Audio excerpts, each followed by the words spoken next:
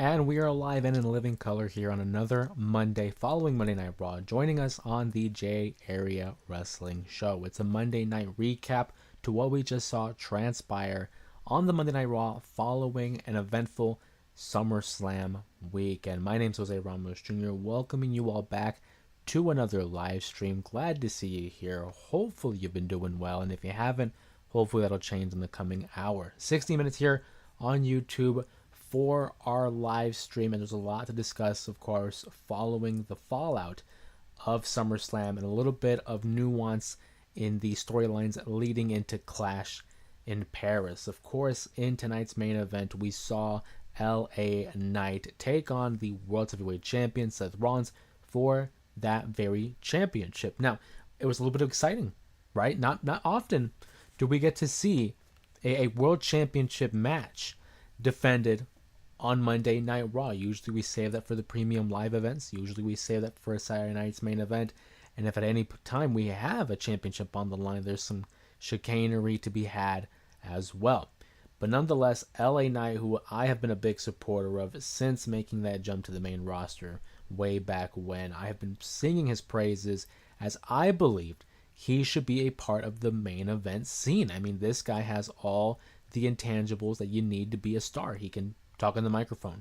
He can go in the ring. He has the charisma. He has the personality. He has the backing of the WWE fan base. So why are we not pulling the trigger and having him become a main event star? And I feel like this was one of those first indications of the next step forward. He had a feud with Seth Rollins, of course, at Saturday night's main event, where they would have that matchup that it would seem that Seth Rollins had suffered an injury. That would not be the case. Instead, Seth Rollins pulls the ruse of the century and is the world champion now, a la the cash-in at SummerSlam. But LA Knight was well on his way to becoming a perennial main eventer. Now that the guy that he had been feuding with, Seth Rollins, is the world champion, it was a natural fit to have LA Knight challenge for that World Heavyweight Championship. Does that mean he's going to stay in the title picture scene? I hope so. I feel like LA Knight has earned that right. He has, quite frankly, busted his ass for so long, not only on the indie scene, but out in TNA, out in the NWA, and now, of course, NXT and now the WWE. It was a solid matchup, back and forth action that you would expect on a Monday Night Raw. Seth Rollins does leave the matchup as the world champion, of course, due to interference by CM Punk. We knew that Bronson Reed and Braun Breaker were going to be banned from ringside, so it was just a matter of how are we going to end this matchup. They protect Seth by not having him take a loss here right after SummerSlam. They protect LA Knight by not having him take a loss either. Instead, you have CM Punk interfere, costing LA Knight the matchup essentially. So I'm thinking there's going to be a little bit more tension between the Megastar and the Second City Saint. We saw a little bit of tension behind the scenes, or rather on the backstage end of the show, when these two kind of got in each other's face during that Gunther segment about a month ago. But now that CM Punk has cost LA Knight that title matchup, I'm expecting more tension between the two. And the promos between Knight and Punk, those are going to be something to keep an eye on for sure. But that wouldn't be the only surprise that we had at the end of the night. Roman Reigns makes his return to Monday Night Raw. Yes, I know Roman Reigns and the word return are synonymous with one another, but he comes out looking to exact revenge on Seth Rollins because of the betrayal at WrestleMania 41. Of course, Roman Reigns and Jey Uso got the victory over Braun Breaker and Bronson Reed at SummerSlam on Saturday. So there's still that connective tissue that brings them all together. I would not be surprised if we have a six-man tag down the road where it's Roman Reigns, LA Knight, CM Punk versus what I believe they're calling the Vision now. Braun Breaker, Bronson Reed, and Seth Rollins, of course. That's a matchup I would be interested in seeing just because of all the star power involved, and as well as the could they coexist type of a tandem between Reigns, Knight, and Punk. Roman Reigns, though, would get a little bit of revenge on Seth Rollins and his group, but ultimately the number games would prevail, and Roman Reigns gets laid out by the heels to the point where he now has lost yet another pair of shoes to the Vision. Now, You guys already know how I feel about this. I mean, you take a man's shoes, it's basically showing ownership over him and saying, I own you. So Roman Reigns now lost 2 quality shoes to the group. What's he going to do to regain those shoes, or what's he going to do in order to even the odds? I don't know. I would love to hear from you guys in the chat as we begin to welcome more people here into the live stream. I'd love to hear from you as to what your reaction was to Monday Night Raw. What are you looking forward to in terms of Clash in Paris? And as well as what are some matches that you think will be taking place at that event as well. I see Sir Robert in the chat. Sir Robert says LA Knight will not ever be the champion. I mean, not the way it's looking right now, but I do think LA Knight has a better shot of winning the world title than the WWE title. I don't see him winning the main championship, that is, but I certainly could see him winning that world title. Maybe not now, obviously because Seth Rollins is going to be preoccupied with the likes of, Roman Reigns and CM Punk, and LA Knight is, he's a star, but in comparison to those other guys, I mean, it's night and day, no pun intended. But never say never. Did we ever think that Jey Uso was going to be the world champion? That's a great question in itself, and he became a world champion.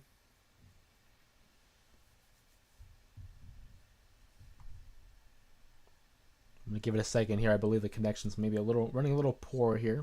Bear with us.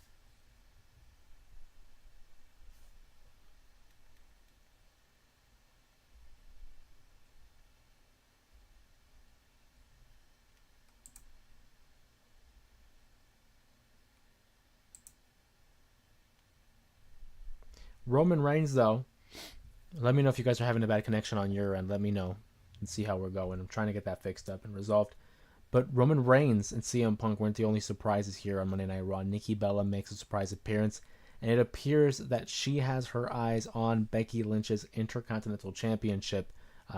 Becky Lynch, of course, recently defeated Lyra Valkyria at SummerSlam, no thanks to the help of Bayley, who had accidentally intervened and prevented Lyra Valkyria from winning the match. And now, because of that loss, Lyra can no longer challenge for that title so long as Becky Lynch is the champion. Nikki Bella makes a return, has a good back and forth with Becky Lynch. And by the way, I did not reveal the winner of the segment of the week, the promo of the week last week, the Gift of Gab. I had to give it to Cena and Cody Rhodes this past Friday night SmackDown, so I had to get that out of the way. But Nikki Bella and Becky Lynch's promo, I enjoyed.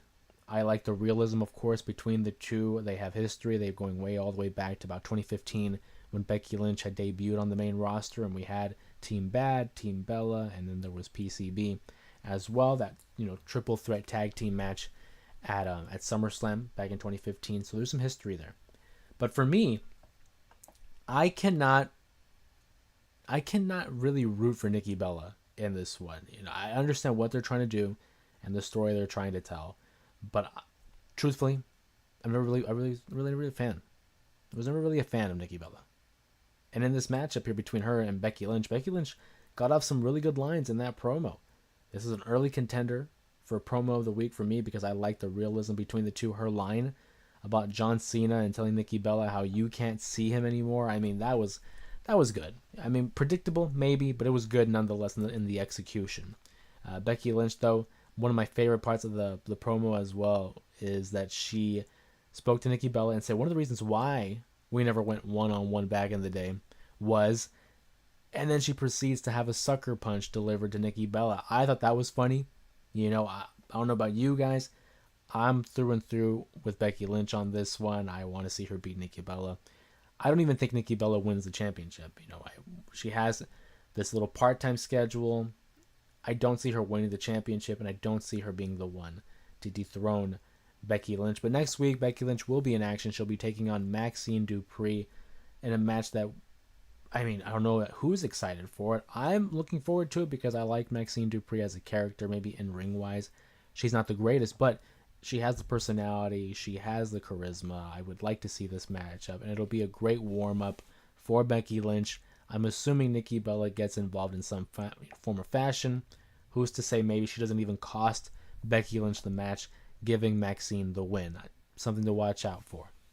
Also, for the women, we had Naomi Naomi, a little interaction with Stephanie Vaquer leading up to the matchup at Clash in Paris. But before we can get to Paris, she will be defending that title against Io Sky in a one-on-one contest next week on Monday Night Raw. I believe it's going to be in Quebec, Canada. Love the Canadian crowd. Looking forward to their response as well to the matches. Naomi versus Io should be a solid matchup. I don't see Io winning, of course. We're setting up Stephanie versus Naomi at the Clash in Paris event, but still, should be a good matchup nonetheless. So Robert says, where is Bayley? I lose track of what is being shown and what is not being shown on Monday Night Raw. Because there are commercials, of course. There are advertisements on Monday Night Raw. I'm fortunate enough to where I upgraded the plan, and I'm like, you know what? I don't want any advertisements. We see those enough already on the PLEs.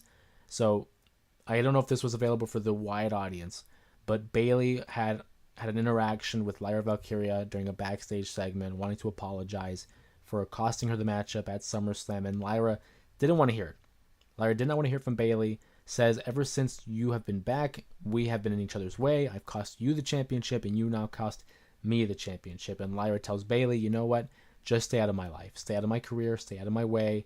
I don't want anything to do with you. So Bayley, I think the next move is going to be something with Lyra. Maybe there's a feud down the line there in terms of who turns heel, because I do sense some tension here. Everything's pointing to Lyra Valkyria maybe turning heel because of the aggression on her part and because of how frustrated she is with Bayley. But to me, that is the ultimate swerve. I feel like we're expecting Lyra to turn heel only for Bayley to be the one to do so. And I think Bayley is entertaining as a heel. I will always have a soft spot for the hugger Bayley when she was back in NXT, but Bayley right now is relegated to this mid-card feud with Lyra Valkyria, and hopefully it leads to some great matches down the road.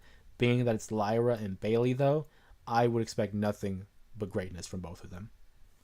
Mama Ramos in the chat, appreciate it. Thank you very much. As we have a fourth El Grande Americano. Well, it's ridiculous, right? We're getting masked wrestlers every single week. I mean, of course, there was the original El Grande Americano. Now there's a much taller and slimmer version of Americano.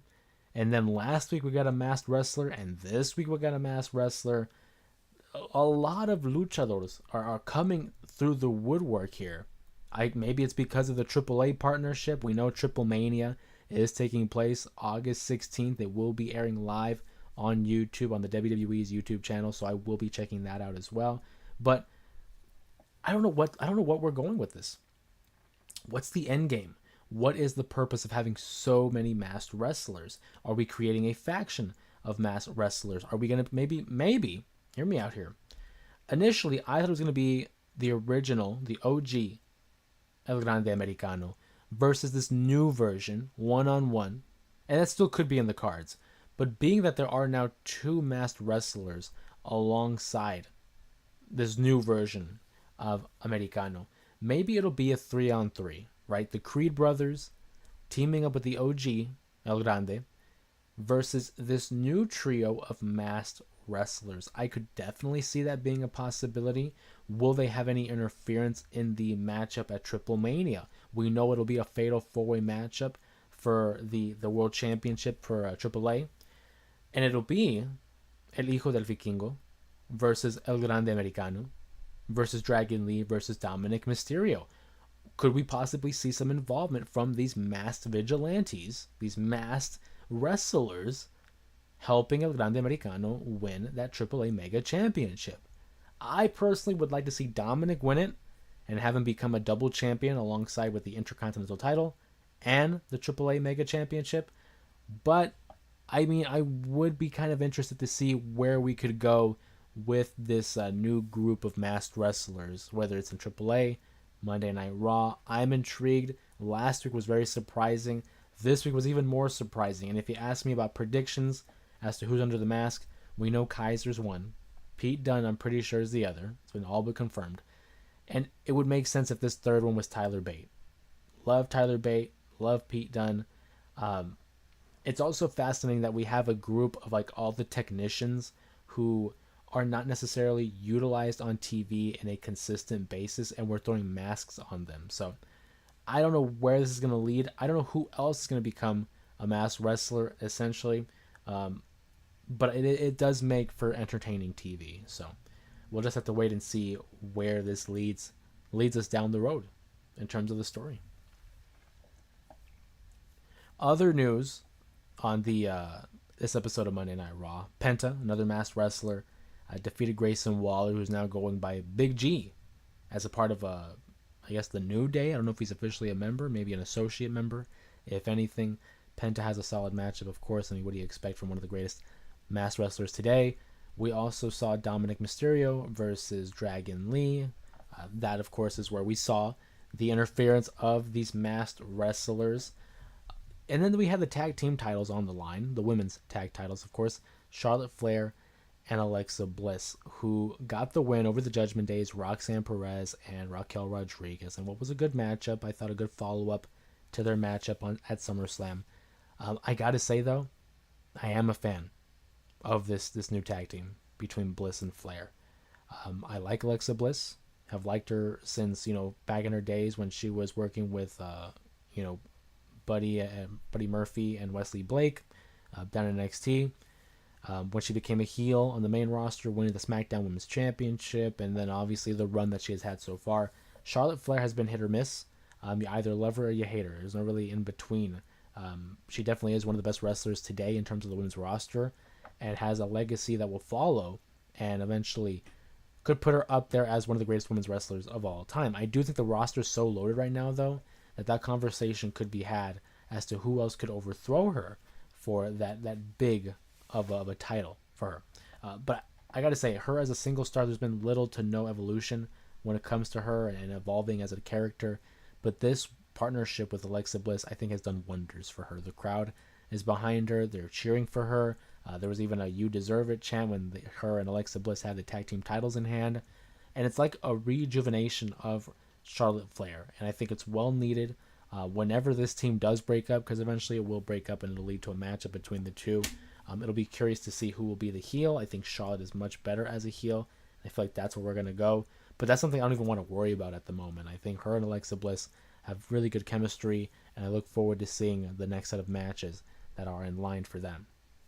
So Robert says, man, when Dom was a baby, he was horrible. As a heel, he's going to be in the Hall of Fame. Dominic Mysterio and the advancements that he has made as a performer are just tremendous. I remember him and I are like very similar in age. I think he might be maybe a year or two older than me. But I can remember seeing him in 2005 on TV with the bleach blonde hair and being featured in that custody of Dominic storyline. Very fond memories about it as well, because Eddie and Ray are my guys growing up. To see him move forward in his career, and now 20 years later is the Intercontinental Champion, one of the top performers in the company. Consistently gets great reactions, whether it was as a heel and having these boos so loud that you could not hear him speak, to now the fans are cheering him. They have the Dirty Dom chants. He seems to be having a really good time on TV now that he's a part of the Judgment Day, and now I guess one of the senior members of the Judgment Day, because the only one that's been there longer than him, I think, is Finn.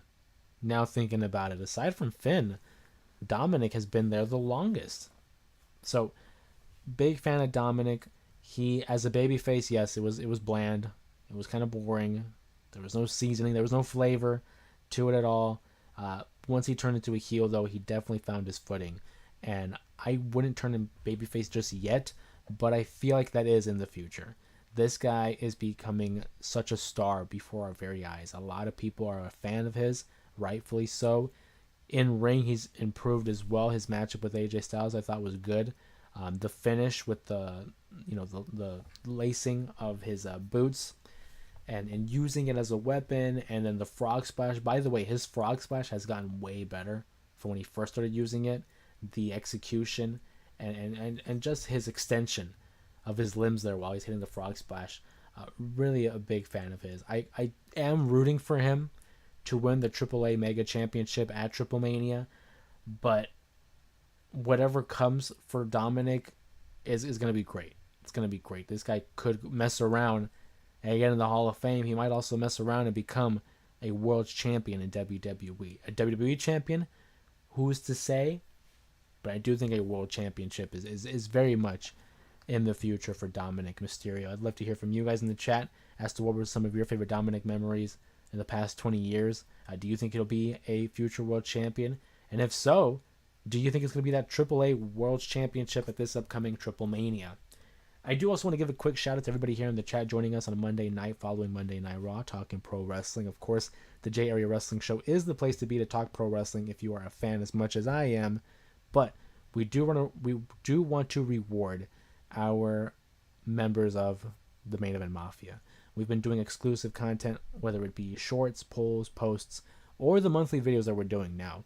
Last month, we did a exclusive where I watched the SummerSlam match between Hulk Hogan and Shawn Michaels. I do want to give you guys a little bit of a sneak peek, being that Brock Lesnar made his shocking return and attacked John Cena.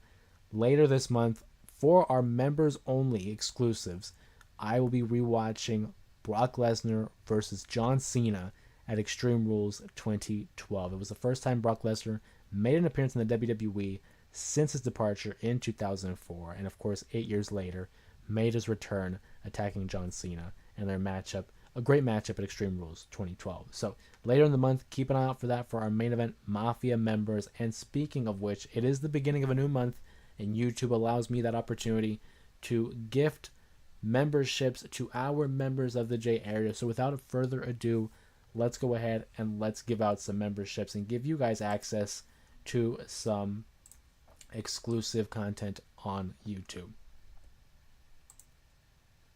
So we're going to send out the first 5 here. And again, it's at random. I don't get to choose who gets what. So at random, LE, Grizzy, Kent, Byron, and Johnny all becoming members of the Main Event Mafia, having access to the exclusive content, whether that's posts, polls, shorts, or of course that commentary video that I'll be uploading once a month. Welcome guys to the Main Event Mafia. Appreciate your guys' support as well as all the constant love that you guys have sent my way and the channel's way this last year, really. So nothing but love and appreciation on my part, and I look forward to seeing you guys as a part of those membership exclusive content.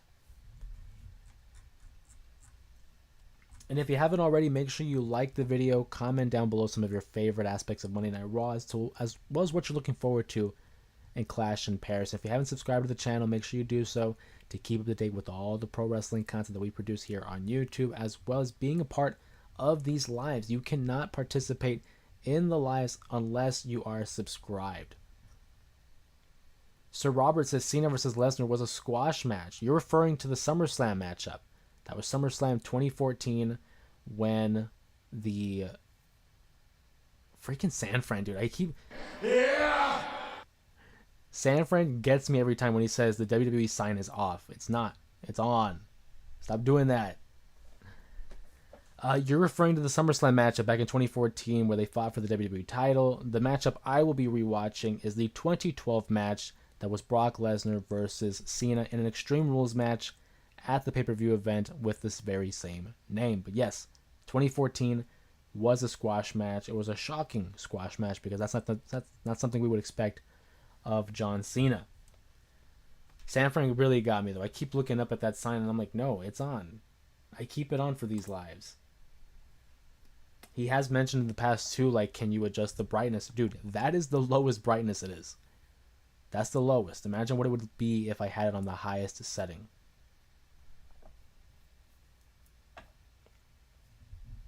Shout out to Sanfran 5 though. If you guys haven't seen the, yesterday's live, it was the reaction to SummerSlam. We also had a guest appearance by Sanfran 5, and we fulfilled that promise of the Gunther chops. If you haven't seen it, go back and check out the live in its entirety to see our reaction to SummerSlam weekend, or if you haven't seen the short, you can also see that short clip of the chops being executed by Sanfran 5. We also have it up on TikTok. Make sure if you haven't followed me on TikTok, do that now. That way you can also get other content that's not going to be found here on YouTube. And it's also a great way to connect on other platforms and to also reach other pro wrestling fans. The main goal of this channel was to attract many pro wrestling fans across the globe, regardless of background, regardless of gender, regardless of whatever, right? It was always a matter of bringing in pro wrestling fans together and talking about the one thing we all come here to talk about is pro wrestling. Sanford 5 says, the light is as bright as Sheamus's entrance. It really is bright, man. But it's like, that's how it looks on camera.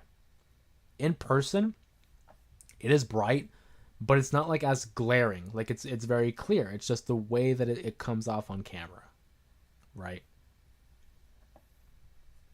But nonetheless, big shout to Gabs as well. Not only for the balloons, but for the light. Nothing but love and appreciation on my part. One of the biggest supporters here of the channel. I thank you, and I wish there were ways I could show my appreciation. Not just saying it on live, of course, but I always try to give you guys that shout out. And it also helps when you become a member of the Main Event Mafia. Your name is highlighted in the chat and also in the comment section, giving you guys first priority replies in the comments. So Robert says, rather see Gunther versus Brock. Absolutely. I was saying how with Brock Lesnar, I didn't really care for a return. I thought we had seen everything with him. Now that he is back, the two matches on the docket, I think, are Gunther versus Brock and Braun Breaker versus Brock. You can throw in Jacob Fatu as well. I wouldn't mind that as well. But Gunther and Braun Breaker are the two matches that I kind of want to see from Brock Lesnar. But this Cena matchup, I'm interested. I mean, I don't think it's going to be 37 minutes? Cody versus Cena was 37 minutes.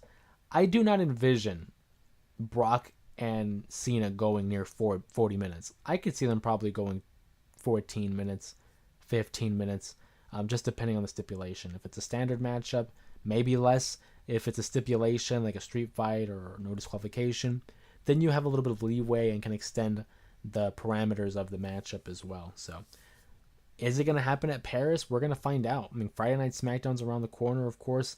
Cena's going to be there, talk about the Brock Lesnar attack and what's moving forward. I would think it's going to happen at Clash in Paris. There's no way that's going to be happening on like a Friday Night SmackDown or on free TV, if you will. It has to be at a PLE. And if it's not a PLE, maybe a Saturday Night's Main Event, but I have to recheck the schedule and see when the next one is.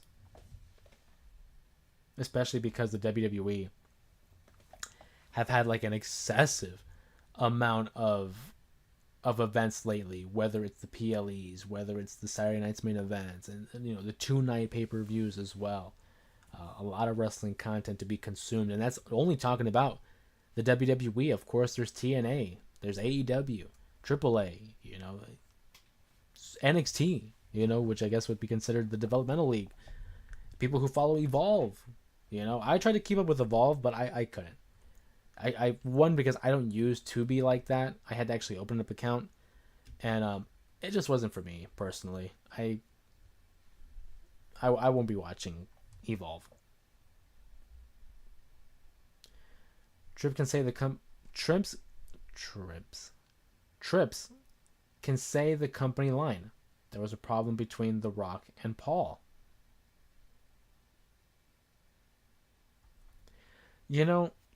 I want to know what happened between The Rock and Travis Scott. Like, they were used during that heel turn for John Cena.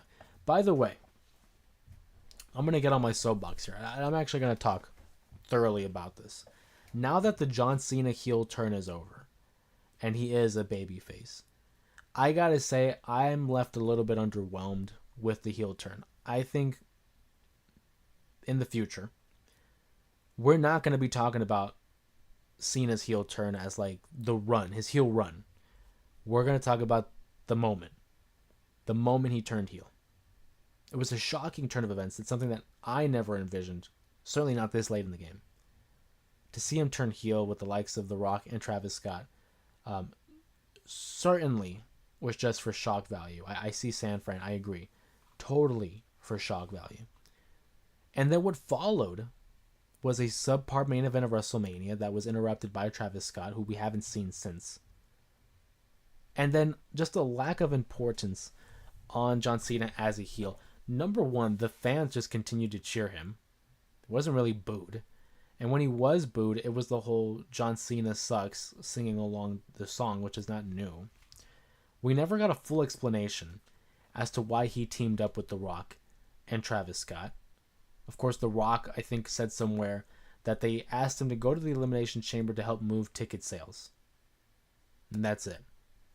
So, are you telling me that there was no plans of having some sort of explanation as to why Cena sold his soul to The Rock, and when he did the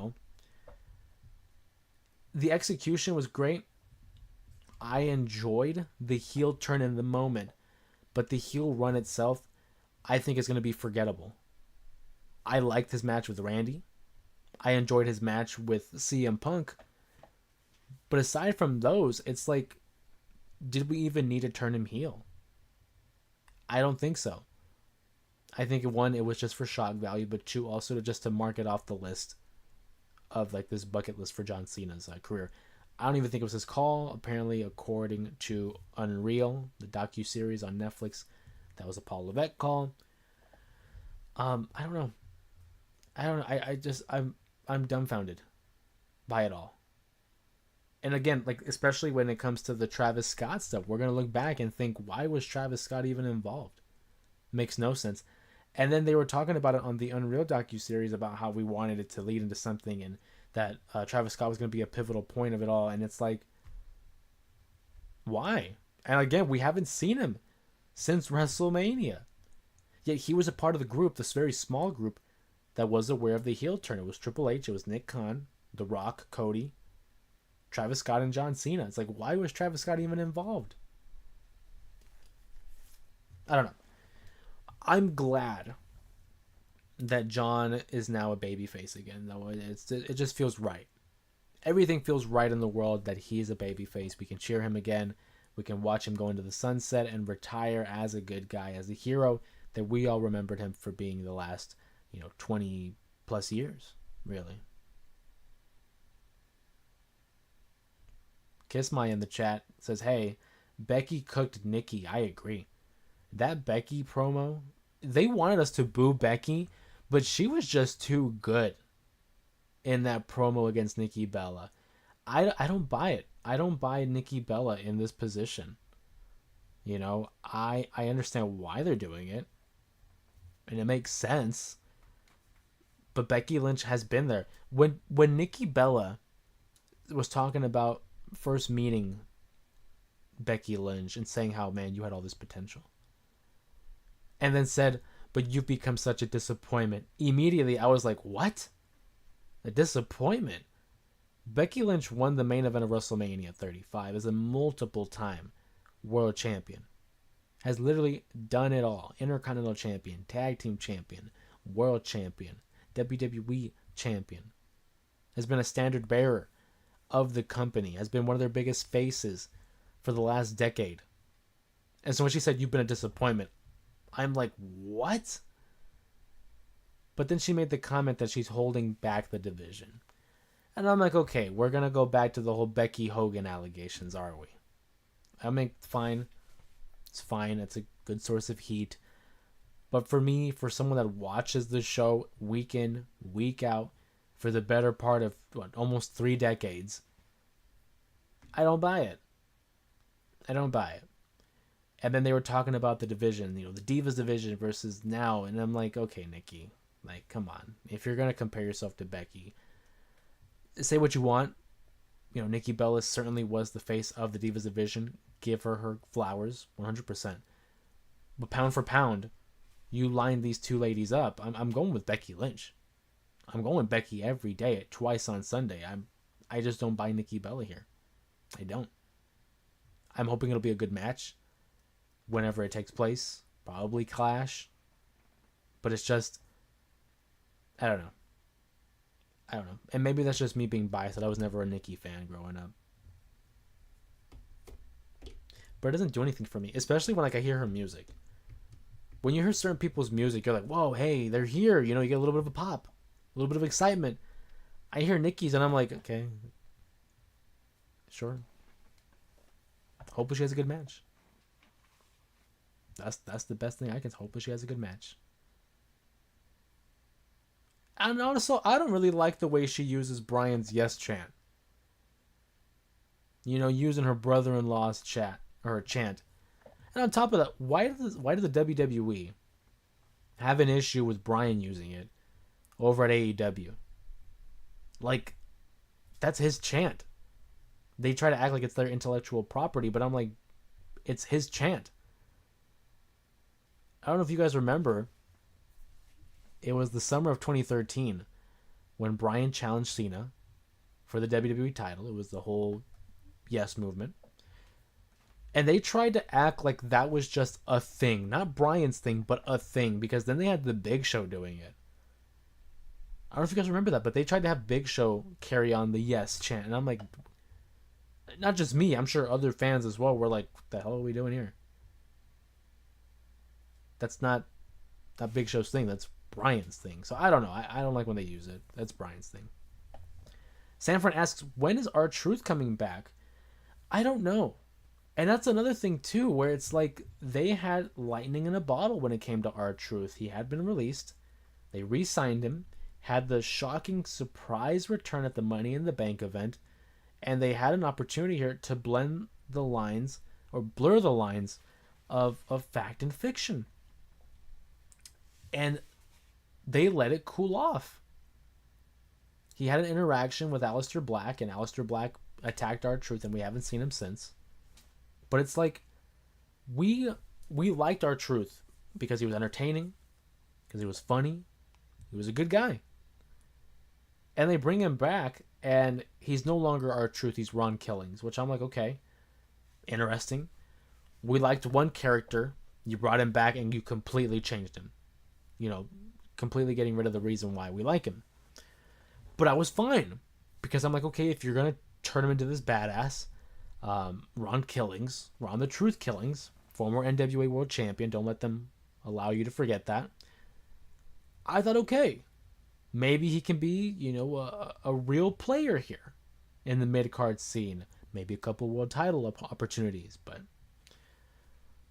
And then they just slowly let him fall down the card and cool off. And we haven't seen R-Truth since, like, since what? Late June, early July, maybe? It feels like that.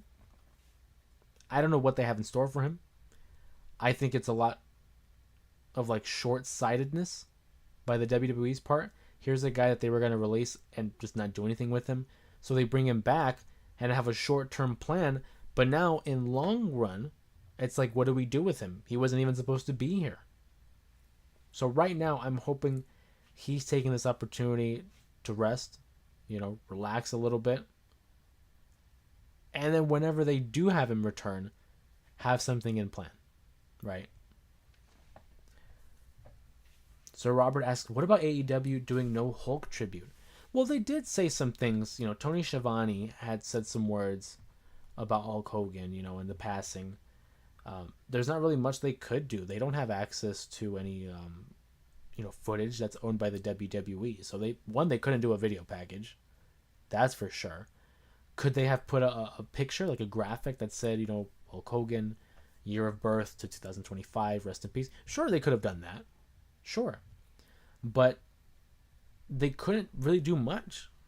Tony Schiavone said on air, I believe it was like an episode of Collision, he had said, you know, hey, we just want to send our condolences to the family and friends of Hulk Hogan after his passing. That's really all they could do. You can't really do a tribute show. You don't have the rights to his character. You don't have the rights to his name or his likeness. So all they could do was just say, hey, rest in peace. That's all they could do. Now, I'm sure the WWE did it for them, though, because they had it on Raw, SmackDown, and NXT.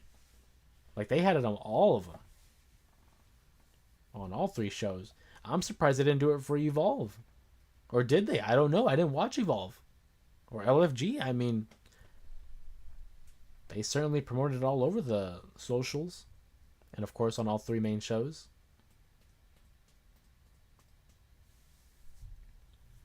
I'm in a good mood. I'm going to give out another 5. We can give 10 a month. Screw it. Let's give out all 10. Dion. Byron, Lucha is Life, Dwayne, and Tyler, all gaining membership to exclusive videos. Welcoming you to the Main Event Mafia. Appreciate the support. Thank you guys always for supporting the channel and continuing to help out this venture that we created. 2022 is when the channel was created, but 2020. Yeah! There you go. But 2024 was when we had made it to wrestling. Sanfran says, did WWE Speed get canceled? Not that I'm aware of. The last time I checked, Sol Ruca is the women's Speed champion. I don't remember who's the men's. I don't remember who won the Speed championship for the men's. You would think, Kiss My says, you would think Bayley would come out for Becky, but no Nikki Bella. When that music hit, I stopped caring. Well, right now with Bayley, her issue is with Lyra. Obviously Bayley and Becky have their beef, but I think right now Bayley is more preoccupied with Lyra. Trying to set it straight with her. Obviously Lyra doesn't want anything to do with Becky, or anything with Bayley, I should say. So right now that's in that direction. Becky has already beaten both of them. Let's try saying that 3 times. Becky has beaten both Bayley and Lyra. So it's like there's no reason to really go back to that. She needs a new, fresh opponent. Nikki Bella answered the call. I also like the mention of Happy Gilmore, because both women were a part of Happy Gilmore. Obviously, Nikki Bella's piece got cut in the final product, but I do think it was smart of them to incorporate that in the promo and allow, again, that opportunity for a little bit of realism in that segment. But unfortunately, Kiss My, I'd have to agree with you. I heard Nikki's music and I was like, okay, sure, it's fine. Sir Robert says Mercedes is recruiting Bayley hard. Do you think she'd jump?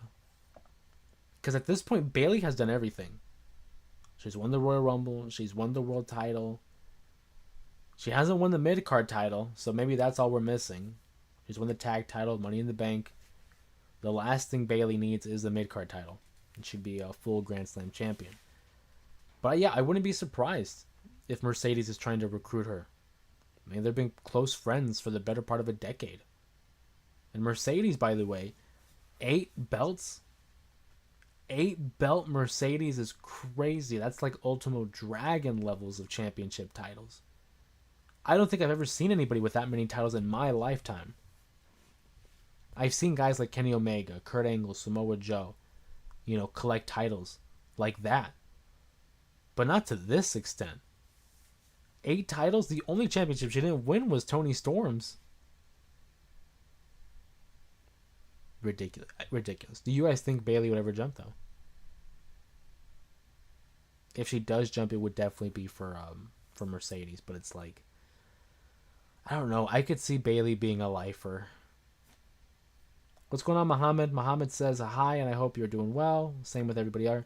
I appreciate you, Muhammad. Hope you're doing well as well, my friend. Thank you so much for stopping by on this Monday night stream, talking Monday Night Raw and the fallout of SummerSlam. Go ahead and let your comments, questions, and thoughts be known in the chat below, and we'll get to each of them as we go throughout the remainder of tonight's live stream. I will be going live again on Thursday. We'll be going live on Thursday, and of course, our weekend live stream as well. We're trying to go on a consistent basis here when it comes to them. San Francisco, Jose, your door is open. No, it's not. This man is really trying to troll.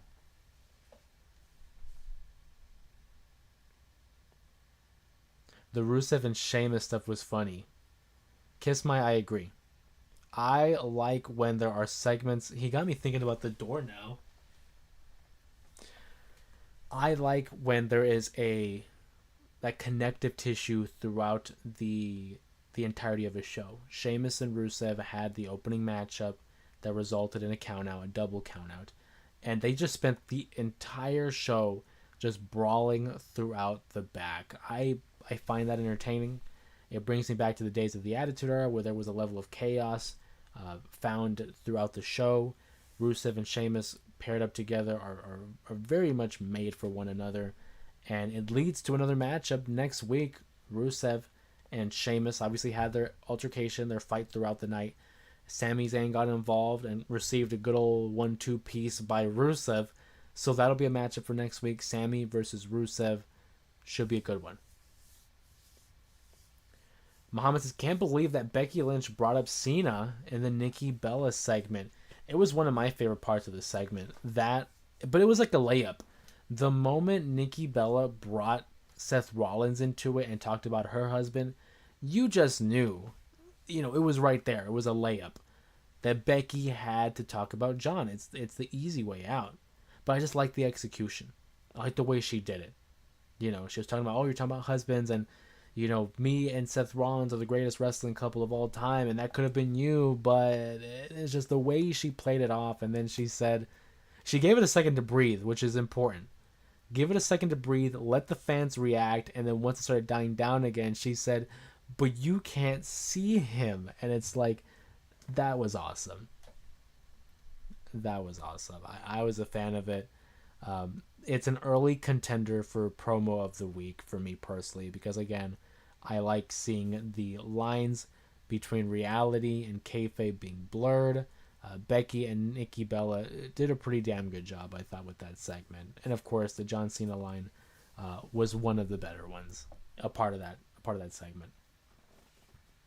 I'm not saying I'm like super into it and it's a matchup that I need to see, but the promo certainly helped with my interest level. I'm now intrigued to see these two go at it. I'm pulling for Becky 110%, but I am fascinated to see where we could go next. I in terms of like the verbal jousting between the two, there's not much you can really do.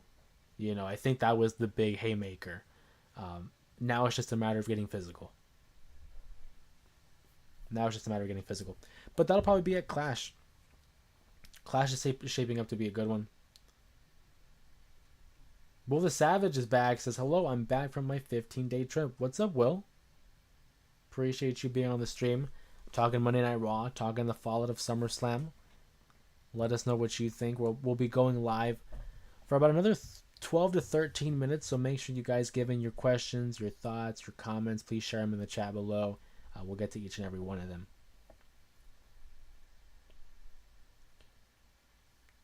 Kiss My says, maybe we get Sheamus heel turn. Maybe. I don't know. It's just because he's been really going at it with Rusev, and Rusev's the clear heel. The clear heel here. I don't know if Sheamus turns heel just yet. I think certainly it's in the cards. I think Sheamus plays a great heel. I just don't think it'll be in this story. Not quite yet. Can you imagine if they teamed up, though? Like, as if this fighting led to a mutual respect and Sheamus and Rusev teamed up. That would be a very, very intimidating tag team. Imagine this. I don't think it's going to happen, but imagine a match. Braun Breaker, Bronson Reed, Sheamus and Rusev. Now, my friends, that's a lot of meat. That's a lot of meat. More meat than you would find on a meat lover's pizza, I'm going to tell you right now. But I want a slice of that match because all four of those guys just wrecking havoc. That's where you do the spot where you break the ring. You know what I'm saying? Like that Big Show Brock Lesnar spot. That Mark Henry Big Show spot where you just demolished Bronson Reed, Braun Strowman spot when you break the ring. I'd be down for it. I love chaos, especially in my wrestling.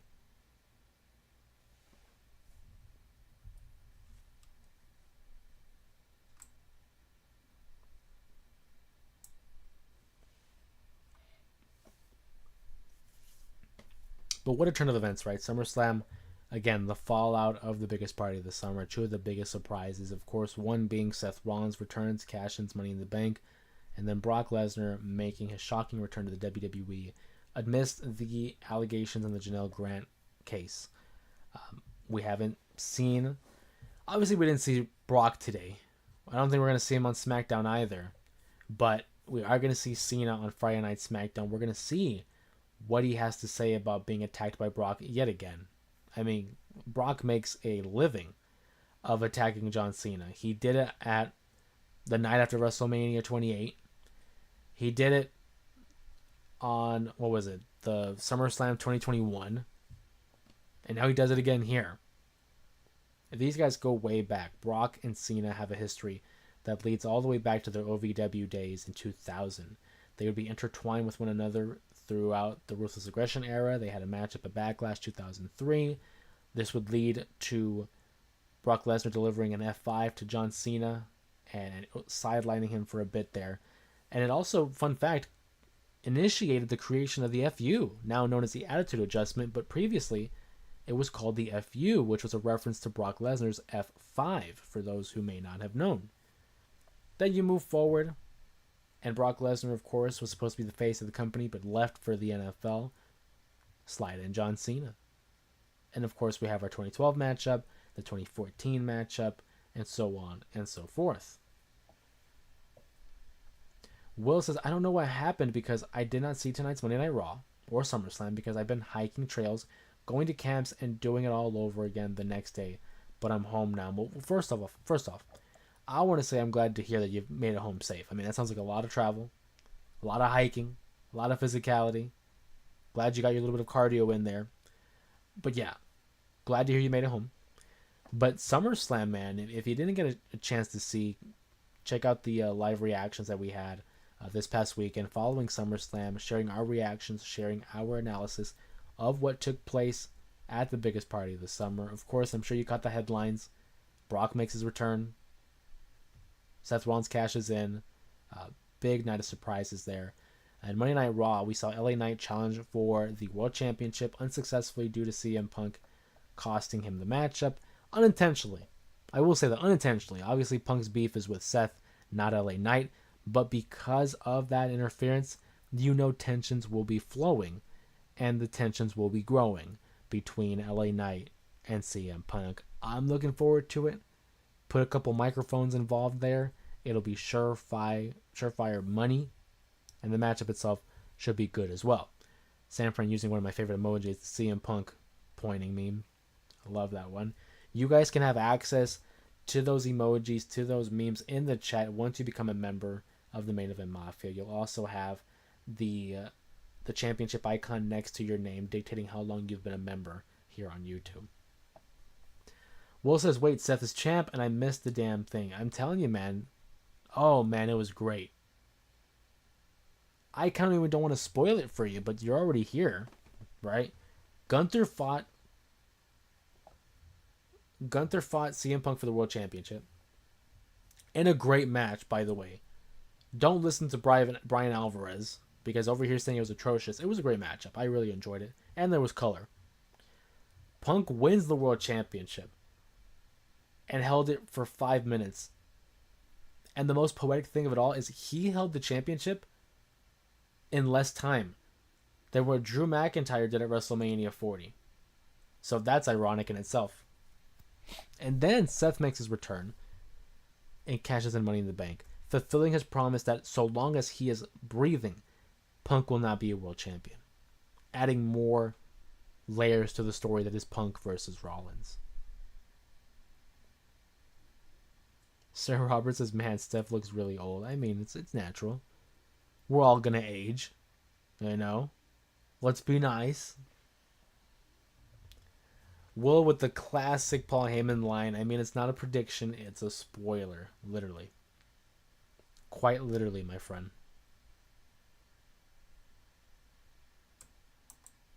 But overall, a solid show. I left the SummerSlam feeling a lot better than I did at WrestleMania. So, hopefully we're on the right track. There was a little bit of a dry spell there, and I'm just hoping the WWE could regain that momentum.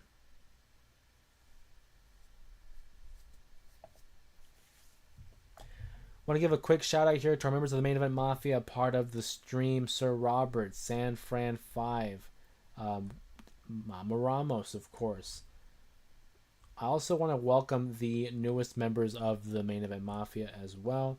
We have Ali, Grizzy, Kent, Byron, Johnny as well.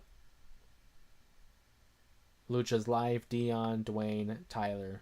Welcome to the Main Event Mafia.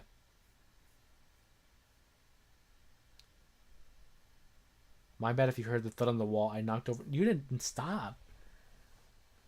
I knocked over Sparky. Sparky did not fall. He stays trolling, man. Even off stream, he stays trolling. But yeah, keep in mind we will be going live on Thursday again for a new topic, a new discussion in the world of professional wrestling. We'll also, dude, health fell. Oh, health. What?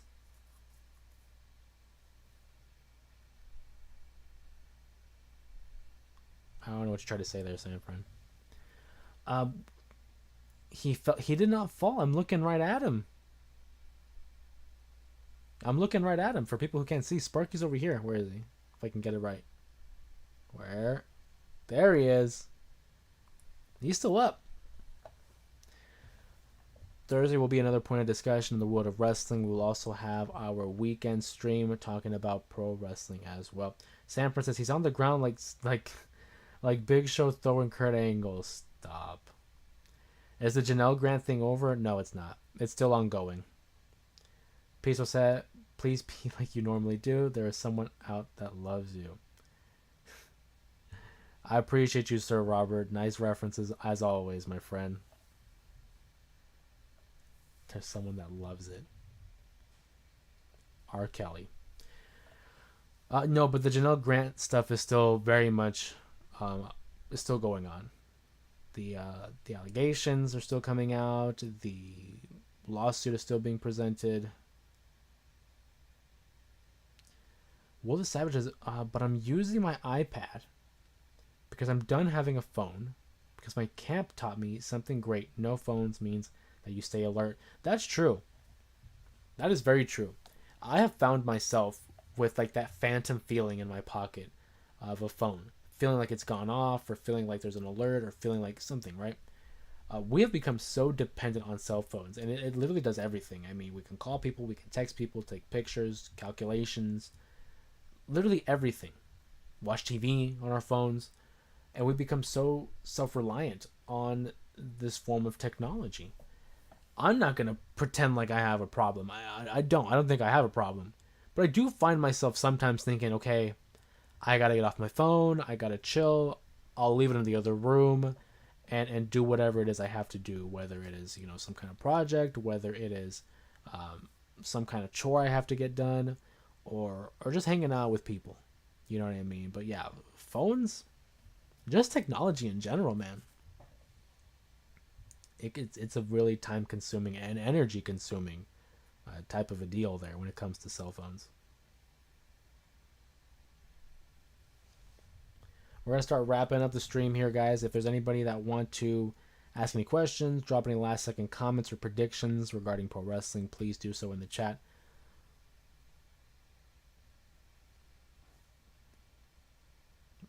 Muhammad says, did you see my message that I sent you? Yeah, the Janelle Grant thing. I said that no, it's still going. It's still ongoing. That's not going away anytime soon. That's still going on. But yeah, feel free to drop in the comments and questions in the chat. As we begin to unwind, again, I want to remind you guys, if you enjoy these live streams, make sure you give it a like, comment down below any questions or comments that you want. I try to get to every single one of them. Subscribe to the channel if you want to stay up to date with all things pro wrestling related here on the channel, as well as being able to be a part of these live streams. You cannot comment, you cannot chat here on these live streams without being, don't say stream, damn it, Sir Robert. Damn it, Robert. Got me laughing. You cannot take part in these live streams if you're not subscribed. And I mean, what are you waiting for, right? Join the party, join the family, join the movement that is the J Area Wrestling. We got a couple of people here jumping in last minute here.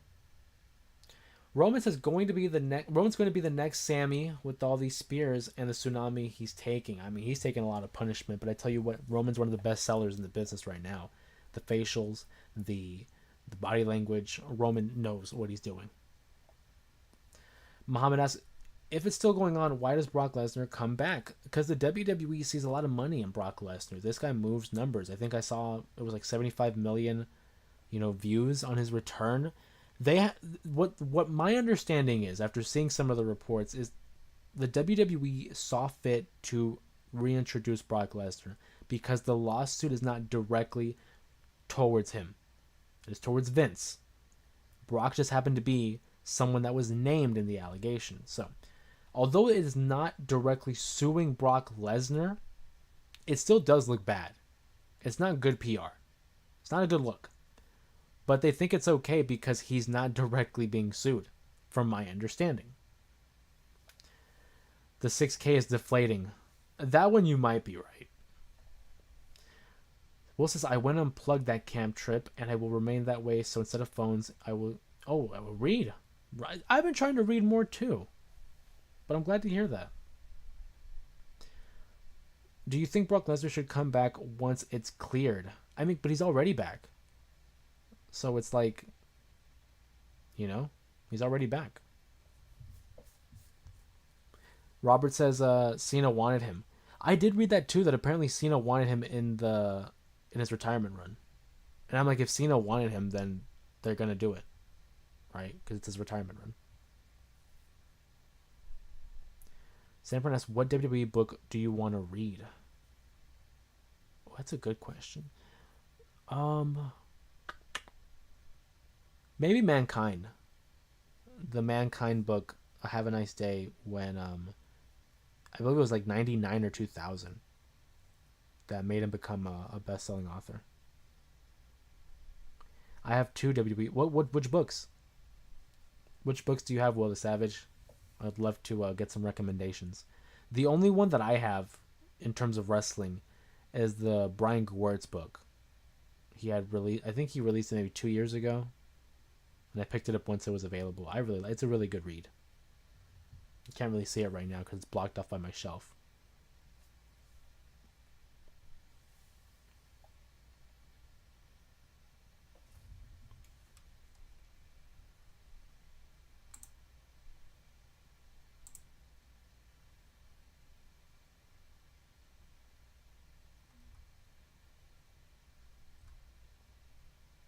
"2012 WWE Encyclopedia" and 2018 The Superstars Guide. Okay. So like informative encyclopedias. That's cool. It's always good to maintain like the general knowledge. I kind of want to get more into like the biographies. Like I said, Mick Foley has one. Jericho has a couple that I wouldn't mind reading.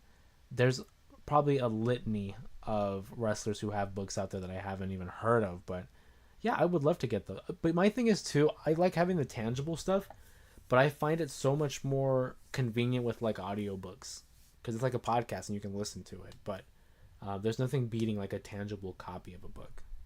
But yeah, definitely, I would love to. I've also thought about reading some of the Brian Gewirtz book on stream, and I know some people have expressed interest in that. I just don't know if it'll be a widespread type of interest. So maybe I'll have that in store, and maybe I'll do one, and we'll see how it goes, just as a test run. And if people enjoy it enough, then we can keep going. But I have thought about reading on live, and just sharing that with you guys who haven't been aware of the story, because Brian Gewirtz has a great story that he tells in those books about being a part of the writing team and the creative team. I might just go back to when I never had a phone and watch TV. Yeah, literally, because I mean, nowadays people don't really watch TV. Everything's streaming. You can do it from your phone.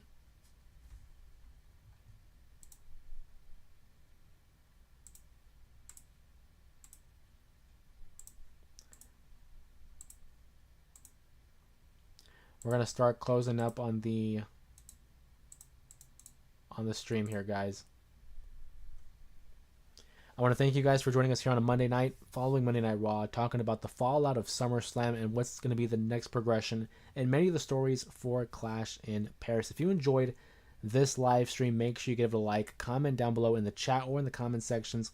What are your thoughts in the WWE's storytelling right now, as well as what are the matches you're looking forward to in Paris? If you haven't subscribed to the channel, make sure to do so. That way you can jump into the conversation here on these lives. I will be going live again on Thursday to discuss another set of prompts here in the world of wrestling. Also keep an eye out for the weekly upload that we have here on YouTube. And with that being said, guys, I will see you guys on Thursday. Enjoy the rest of your week. Thank you for stopping by and hanging out with us here tonight on our live stream. And with that being said, My name is Jose Ramos Jr. Thank you for joining us today on the J Area Wrestling Show. And with that being said, have a good night. Be safe. We'll see you then.